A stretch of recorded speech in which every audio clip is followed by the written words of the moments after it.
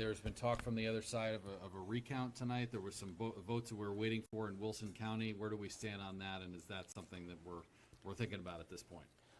We are in the fight moving forward now for the families of Eastern North Carolina. We've got it done, and I want to continue to express my support for all of those who have supported our campaign, and we're here to move forward for the people of Eastern North Carolina. Were you surprised that it was this close? Well, I tell you what, we knew the lines were redrawn, but at the end of the day, we're fighting for the East. We're fighting for the home team, and we're able to get it done. And to Julian's point, what sort of challenges did you face, having this district being redrawn, going out to the Outer Banks, maybe districts you haven't campaigned in, districts you didn't have experience with? What sort of challenges did that present, maybe getting to know people that you didn't know, even though you've been a lifelong Eastern North Carolinian? We were playing and fighting for the home team here.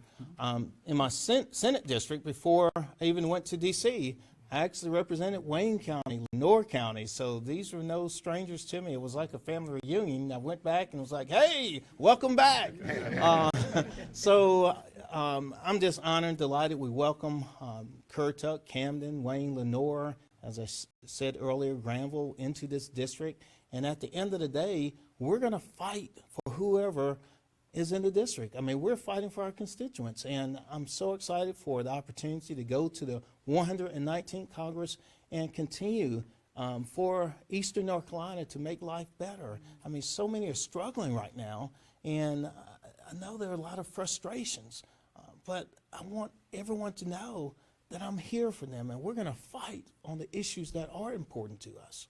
When we look at go ahead, I'm sorry. What would you say is your biggest strength and weakness during this race? My biggest strength, right here, the people. We have had committed supporters volunteering, and watch this, they're even here at 1:30, what time is it in the morning?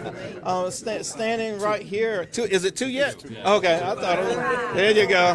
For the record, 2 o'clock in the morning. No, our supporters have been tremendous, and I want to personally thank each and every one that have supported our campaign.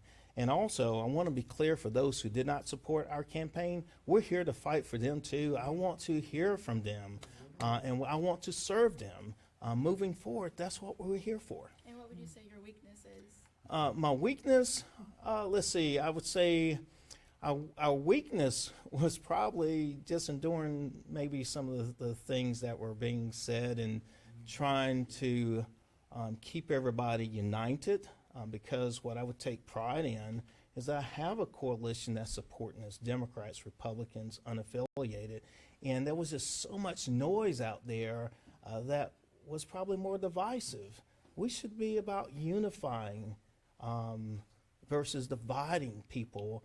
And for me, when I think about Eastern North Carolina, we are very diverse. And for me, bringing a coalition together that's focused on making life better here in the East, that's what we stayed focused on, bringing people together for a common vision for Eastern North Carolina. The other side has tried to tie you as well in some of the ads to the vice president, maybe her odds not looking, and maybe the way you and your coalition, have you been able to talk to the vice president tonight or get any insight into what's going on at the national level? We know, you're pretty connected in that sense. I've spoken to the vice president tonight, but what I've made perfectly clear is that I'm willing to work with anyone, and at the end of the day, I'm going to stand up for what I believe in and be clear and plain spoken. I want to work for the people and what's best for Eastern North Carolina. And is there anything you want to say to your opponent as this campaign comes to the end? I continue to commend Colonel Buckhout for her service to our country and her desire to want to serve again in this capacity. The people have spoken. I would ask for her to, come be a part and, share her thoughts and concerns, and let's talk further. And at the end of the day, I'm here to fight for Eastern North Carolina. What's going to be different this time around than your last term?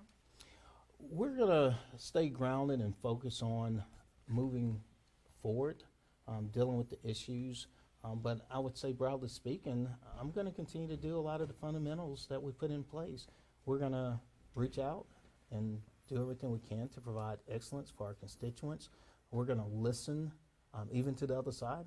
I mean, I listen to Republicans, unaffiliated, and obviously, you know, I listen to colleagues, and Democrats, and other constituents. I think that's a strength. And those are things that I want to continue to do moving forward. And I've been recognized for doing so. Common Ground Scorecard, the Lugar Foundation. I mean, everyone knows that I've gone to D.C., not to throw bombs at each other, but to actually work for the people and put the policies that are going to impact people first. Is there anything that you're looking to do differently this term compared to your last? We're going to continue to prioritize our families here in Eastern North Carolina, working for consensus, you know, to get to solutions and solving problems. I believe that's what people want us to do. They don't want us to go to Washington, D.C. to fight each other. They want us to try to sort through these difficult situations impacting their families. I mean, I've heard so often people say to me, they are concerned about costs. They are concerned about having higher paying jobs here in Eastern North Carolina. They are concerned about the health. There's so many health disparities, those gaps here, educational gaps. These are things I hear. I hear about housing, internet. These are things that we're going to continue to work on and prioritize for the people of Eastern North Carolina. Congressman, I know everybody's tired and probably ready to go to bed. I just got one other question for you. How do you always talk about time now? Hey, our supporters, they're excited. They'll stay here as long as you want. Oh, really? Oh, okay. How proud are you of your record? Because when you hear about Don Davis, we constantly hear you want to work between the aisles. Why is that important to you? That goes back to how I was raised. My grandmother taught me that there's some good in everyone. Sometimes you might have to look a little harder for it, but no, she said it's always good. Look for the good in others. And it is important to be a uniter and bringing people together and listening to a difference of opinion, a difference of thought. To me, I've actually grown in my leadership just by listening to others, and we may not agree 100%, but you're able to understand sometimes issues better just by listening, and it may not mean that you'll move or change your position, but sometimes it's important to listen to others, and to me, you know, I've taken great pride in going to D.C., not only listening, but working with my colleagues across the aisle. Congressman, 2 questions. One, you spoke with Colonel Buckhout tonight? I have not. Second, it looks like right now, opening up of the 2027 presidency or in Senate, are there issues right now where you find yourself more in agreement with your Republican colleagues in the House? You can see yourself crossing over and maybe setting something up to go up the ladder that way? Well, I'll put it this way. We would love to see some movement with immigration reform, securing the border. We need to get to a bipartisan farm bill. There's a whole host of things that I would welcome an opportunity. And, you know, put it this way, if we have a Trump administration, I mean, I would look for ways that we might agree on some things that we could push forward for the greater good of the American people. When I was serving in the General Assembly, I really worked and pushed forward on rare diseases. That was something that actually President Trump worked on as well. Corner stores.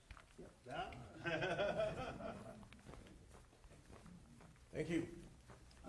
Chris is tired. Yeah. We're good. I think the supporters have more energy than the press.